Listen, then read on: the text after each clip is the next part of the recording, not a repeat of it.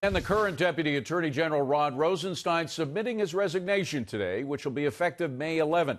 Rosenstein, ending a turbulent 2-year term, wrote to President Trump saying, quote, "I am grateful to you for the opportunity to serve, for the courtesy and humor you often display in our personal conversations, and for the goals you set in your inaugural address: patriotism, unity, safety, education, and prosperity."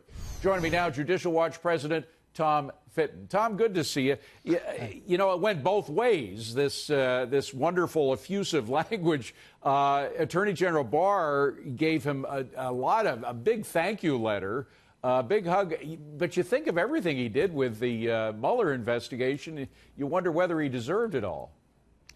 Yeah, I didn't see anything in the letter about discussions about using the 25th Amendment to illicitly remove him or trying to wear a wire in the Oval Office.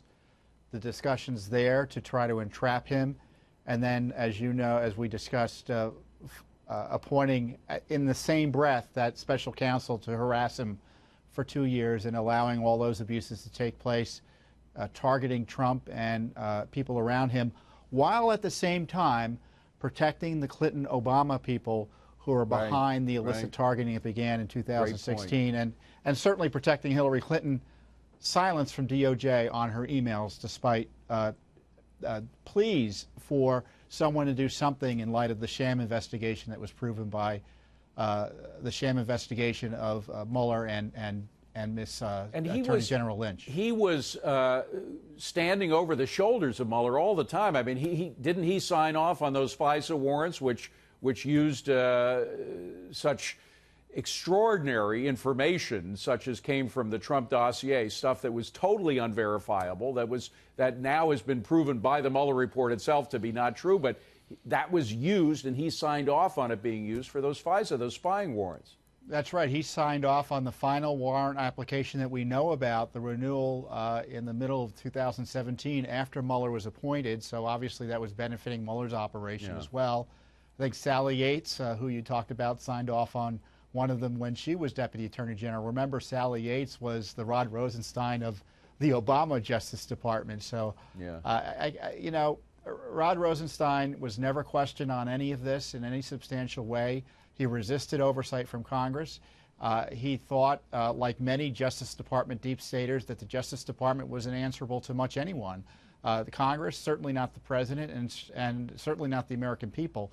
The DOJ, a stone wall fell down around the DOJ, even worse than under Obama when Rod Rosenstein came to town. Well, now you have a lot of reports focusing, hopefully like a laser beam, on some of those problems that you just outlined. You've got the John Huber report that's coming in. I guess that's going to focus on FISA, which we were just talking about. You got the Inspector General, Mr. Horowitz, is coming out with his report, and you have the Attorney General with his own investigation. So, of course, Rosenstein was around for Mueller. He won't be around for these. Do you think he might be implicated in any of these?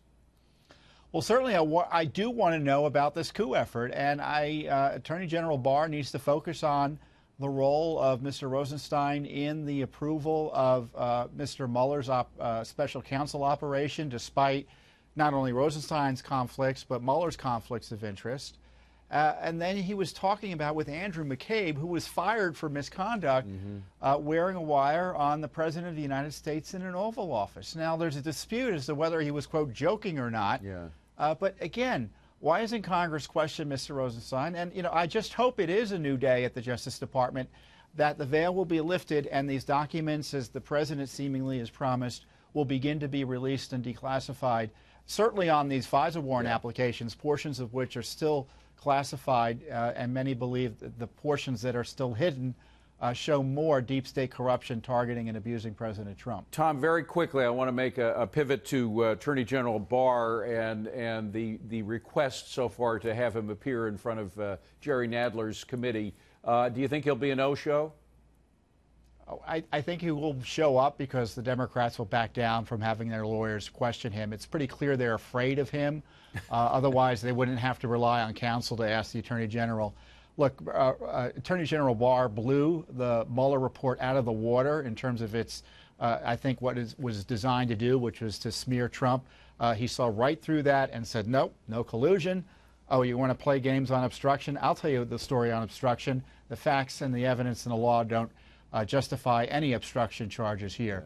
And then, of course, he blew the lid off of the Spygate scandal by acknowledging spying took place targeting President Trump's campaign. So no wonder the Democrats don't want to question him directly.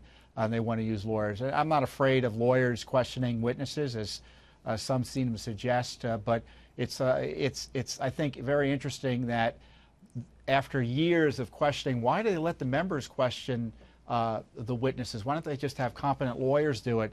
The Democrats decided to do it for the first time with Attorney General Barr. They are, I think you put your finger on it, though. They're afraid of him. I mean, the guy knows his way around Washington bureaucrats and Washington politicians like nobody else. Tom, great to see you. Thank you very much for being here. Appreciate it.